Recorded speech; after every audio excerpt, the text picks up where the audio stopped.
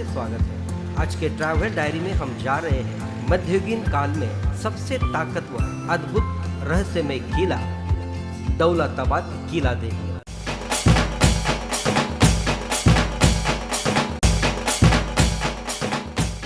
यह एक ऐसा किला है कि आज तक चढ़ाई से इसे कोई नहीं जीत पाया है। जीता है तो सिर्फ धोखाधड़ी से या छल कपट से।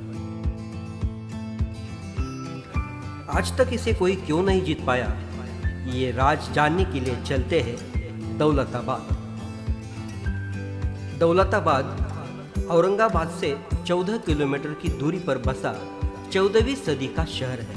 तो हम आ गए हैं किले के सामने। ये जो रास्ता दिखाई देता है ना, ये जाता है वेरुल अजंता गुफा की ओर। यहाँ से 14-15 किलोमीटर दूरी पर है। यहाँ चाय की शीत पेय की दुकानें हमें नजर आती है। पार्किंग की व्यवस्था भी यहाँ बहुत अच्छी है। गाड़ी पार करके हम आगे बढ़े, टिकट खरीदा और पूरा किला नजरों में भरने की कोशिश हम कर रहे थे। औरंगाबाद में स्थित मध्यकालीन का सबसे ताकतवर किला, जिसे दौलताबाद के नाम से जानते हैं। शुरू में इस किले का नाम देवगिरी था। देवगिरी का निर्माण यादव नरेश भिल्लम ने सन 1128 में किया था। दौलताबाद अपने दुर्जय पहाड़ी किले के लिए प्रसिद्ध है। लगभग 650 फुट ऊंचाई का यह किला शंकु के आकार का है। किले की बाहरी दीवार, पराकोटा, बुर्ज, सारी बातें देखकर आंखें आश्चर्य से मोटी हो रही थी। अब हम आगे बढ़े तो हमें लगा प्रमुख दरवाजा, जिसका नाम है महाकोट दरवाजा। इसे देखकर ऐसा लगता है जैसे ये चिलखत ही है। दरवाजा पर लगे बड़े बड़े कील, दुश्मनों के हाथी ने अगर इसे टक्कर भी मारी तो भी इसे कुछ नहीं होता, बल्कि हाथी जख्म से घायल हो जाते थे। दरवाजे की भव्यता देखकर हम आगे बढ़े। 7 परकोटा और 7 महाद्वार इस किले की सुरक्षा बढ़ाते हैं। आगे आने पर हमें दिखाई देते हैं पंचधातु से बनी तोपें। आज भी ये बड़ी बड़ी तोपें गाड़ी पर तैयार है। दूसरा दरवाजा पार करके हम आ गए हैं तीसरे दरवाजे पर। नक्शीकाम से लदे पत्थर के स्तंभ देखकर कोई भी दंग रह जाता है। इसे देखकर यादवकालीन वास्तुकला का नायाब नमूना नजर आता है। 900 वर्ष होने के बावजूद भी आज भी यह सुस्थिति में है।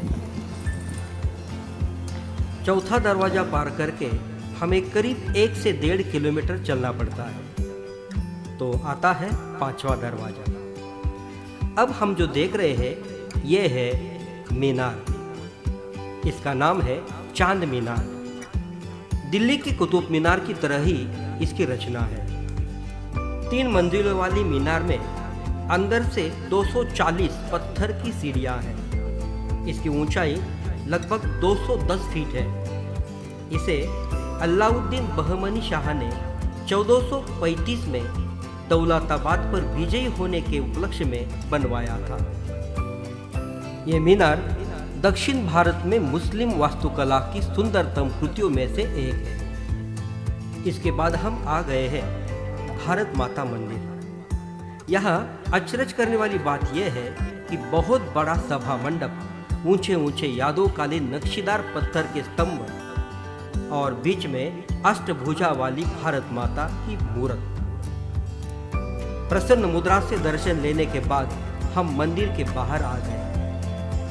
यह है किले का 5वां दरवाजा। नाम है काला कोट। इसका परकोटा 3 मील लंबा है।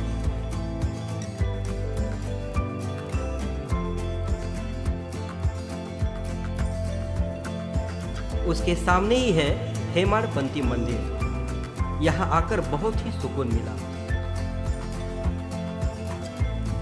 यह है चीनी महल। गोलकोंडा के अंतिम शासक अब्दुल इसम तानाशाह को औरंगजेब ने 1687 में इसी महल के अंदर कैद किया था। इस महल पर नीले रंग की कढ़ाई आज भी हमें दिखाई देती है। जरा आगे आने पर एक चबूतरे पर रखी बहुत बड़ी तोप है, मेंढा तोप। ये पंच धातु से बनी है। इस पर ऐसा लिखा है कि औरंगजेब के कहने पर मोहम्मद इसन आमले अरब इन्होंने इसकी निर्मित की है। इसका टापू 9 किमी दूर का है। उसकी भव्यता देखकर हम आगे बढ़े। यह किला 7 महाद्वार और 7 परेकोटा से घिरा हुआ होने के बावजूद भी प्रमुख किला खंदक से घिरा हुआ है। यहाँ पहले चमड़ी का पुल हुआ करता था। अगर दुश्मनों ने किले को घेर लिया तो ये पुल निकाला जाता था, जिससे दुश्मन अंदर नहीं आ पाते थे।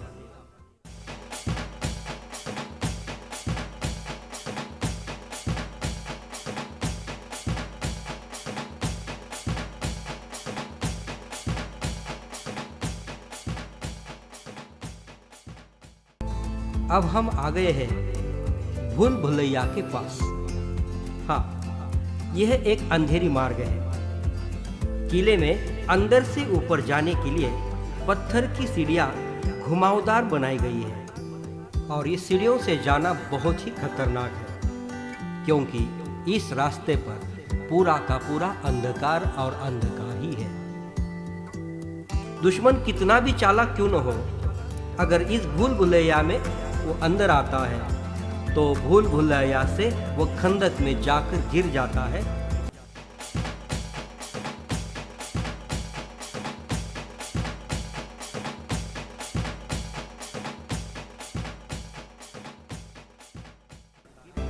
ऊपर आने पर सारा नजारा बहुत ही सुंदर लगता है।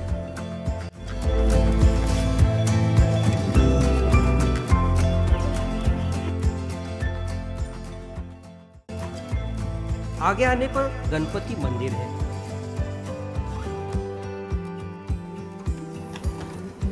उसके आगे आने पर हमें दिखाई देता है एक सुंदर महल, जिसका नाम है बारादरी।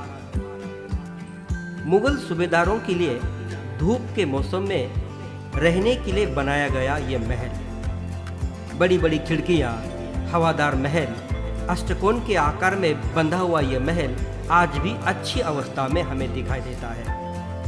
12 कमानों के कारण इसका नाम पड़ा बारादरी महल।